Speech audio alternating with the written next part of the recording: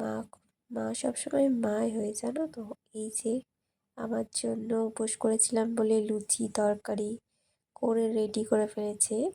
তাই জন্য পরের দিন আমার মা শিবরাত্রি করেছিল উপোস, তো সেটার জন্য আমি আমার মায়ের জন্য রান্না করছিলাম। এই যে দেখো, মটরশুঁটির কচুরি করব, তাই জন্য এই যে মটরশুঁটি নিয়ে নিয়েছি, তারপরে আদা, তারপরে কাঁচা লঙ্কা, তারপরে অল্প পরিমাণে চিনি দিয়েছিলাম। এই যে দেখো, চিনিটা দিয়ে দিয়েছি। তারপরে এটা একটু অল্প পরিমাণ জল দিয়েছিলাম।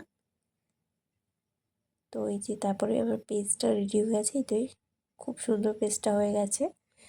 এরপর তারপরে এই পুরটাকে ভালো করে ভেজে নেব, মানে পুরটা ভালো করে বানিয়ে নেব। এই যে দেখো, কড়াইয়ে সাদা তেল দিয়ে দিয়েছি। তো তারপর তেলটাকে গরম করতে দিয়ে দিচ্ছি। এটা কালকে রাত্রে লুচি ভেজেছিল, তাই জন্য এরকম অবস্থা হয়ে আছে। তো এই কচুরি এসব রান্নার পর একবারে মাজবে তো কড়া, তাই জন্য আর ভালো করে করা নেই। তো একটু দেখো কড়াটা বাদ দিয়ে। এই যে তেলের মধ্যে কালো জিরে দিয়ে দিয়েছি। কালো জিরের পর ওই যে কচুরির পুরটা করছিলাম, তো সেটাই দিয়ে দিয়েছি, মটরশুঁটির যে পেস্টটা। তো ওটাকে তারপরে দিয়ে কালো জিরের সাথে ভালো করে মিক্সড করে নিচ্ছিলাম। তারপরে পরিমাণ মতো নুন দিয়েছিলাম, হাতে করে দিয়েছিলাম। এই যে এতটা পরিমাণ নুন দিয়ে দিয়েছি। তারপর নুনটাকেও ভালো করে মিক্সড করে নিচ্ছিলাম। তো কারা কারা কচুরি খেতে, কড়াইশুঁটির কচুরি খেতে ভালোবাসো অবশ্যই জানিও। আর এই রেসিপিটা একবার হলেও বানিয়ে দেখতে পারো। এই যে তারপরে দেখো, আমি আবার একটুখানি চিনি দিয়ে দিয়েছিলাম, যাতে মিষ্টি মিষ্টি ভাল লাগে, তাই জন্য। তো তারপরে এই যে 1 চামচ বেসন দিয়ে দিয়েছি। তোমাদের বেসনের পরিবর্তে ছাতু থাকলে সেটাও দিয়ে দিতে পারো। আমার কাছে ছাতু ছিল না, তাই আমি যখনই করি তখন বেসন দিয়েই করি। এই যে দেখো, তারপর মশলা দিয়ে দিয়েছি, মিট মশলা ছিল, তো সেই মশলাটাই দিয়েছি। তারপর এই যে আমার কচুরির পুরটা পুরো রেডি হয়ে গেছে। তারপর এটাকে ভালো করে আরেকটুখানি করে নিচ্ছি। তারপরে এই যে ময়নটা করছি। তো এই যে ময়দাটা আমার মা চেলেই রেখে দিয়ে গেছিলো, তারপর থেকে আমি করছিলাম। কালো জিরে দিয়ে দিয়েছি। তারপরে এই যে দেখো, জোয়ান দিয়ে দিয়েছি। জোয়ান দেওয়ার পর সাদা তেল ময়নে দিয়েছি। তারপরে এই যে মিক্সড করছি, তেলে, জোয়ানেতে, কালো জিরেতে, তিনটেতে একসাথে মিক্সড করে নিচ্ছি ভালো করে।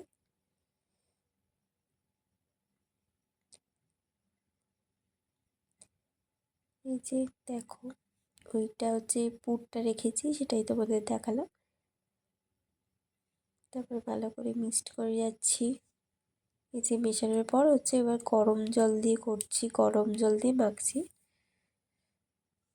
দেখো, বেশি গরমও করবে না, বেশি ঠান্ডাও রাখবে না, হালকা হালকা গরম রেখে জলটা করবে, তো সেটা খুবই ভালো হয়। তারপরে এই যে এতটা এতটা তো করবো না, হাফটা করে হাফটা রেখে দেবো। এই যে এইগুলোই করেছি, দেখো এইগুলোতেই পুর পুরে করবো। তো এই যে এবার করছি ঘুগনিটা। তো ঘুগনিটা কীভাবে বানাচ্ছি দেখো, তেজপাতা দিয়ে দিচ্ছি, তারপর 2টো তেজপাতা আর 2টো শুকনো লঙ্কা দিয়ে এবার এটাকে ভালো করে ভেজে নিচ্ছি। তারপরে দিয়ে দিয়েছি যে জিরে দিয়েছি, গোটা জিরে দিয়েছি। তারপরে আদা দিয়ে দিয়েছি।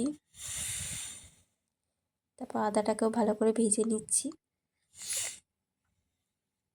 আমি ফার্স্ট টাইম ঘুগনি করলাম, তো ভালোই হয়েছিল। তোমরা বানিয়ে দেখতে পারো যারা যারা এখনও করোনি। তো তারপরে এই যে কাঁচা লঙ্কা, টমেটো এগুলোকেও দিয়ে দিয়েছি। তারপরে এই যে ভালো করে নেড়ে নিচ্ছি, আর টমেটোগুলোকেও আর একটু করে খুন্তির সাহায্যেই কেটে নিচ্ছি, মানে কেটেছি তাও যেন এগোচ্ছে। তারপরে ওই জন্য একটু নুন দিয়ে দিয়েছি, লবণ, মানে পরিমাণ মতন লবণ দেওয়ার পর হলুদ গুঁড়ো দিয়েছি অল্প পরিমাণ। তারপরে লঙ্কা গুঁড়ো, যে যতটা ঝাল খাবে সে সেরকম দেবে। এই রকম ঝাল দিলে মিডিয়াম ঝাল হয়, আর যদি আরও একটু লঙ্কা গুঁড়ো দিতে চাও তাহলে আরও বেশি একটু ঝাল হবে। এই যে দেখো, মশলাটা আমার রেডি হয়ে গেছে, তেল ছেড়ে গেছে।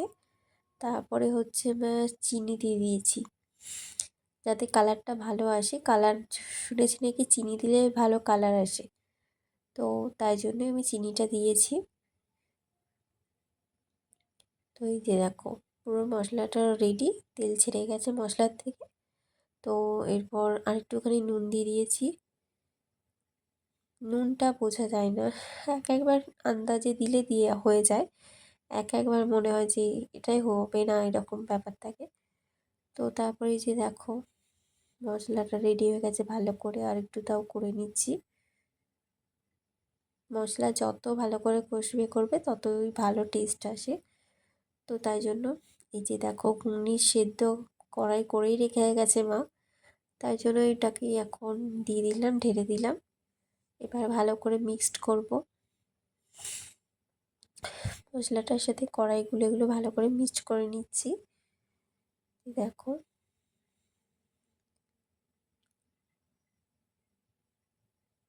তারপরে হয়ে গেছে, দেখো জল ফল দিয়ে ফুটে গেছে, তখন হয়ে গেছে, ওটা স্কিপটা দিইনি।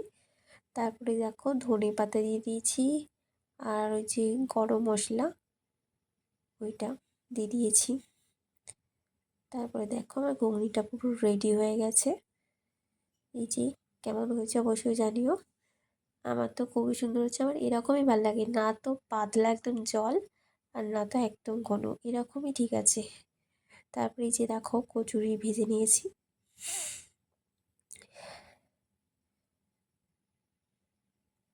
কচুরি ভাজা হয়ে গেছে। তারপরে সকালে কী কী রান্না করেছিলাম দেখো, এই যে কড়াইশুঁটির কচুরি করেছিলাম, আর করেছিলাম ঘুগনি, আর ছিল পাঁপড়।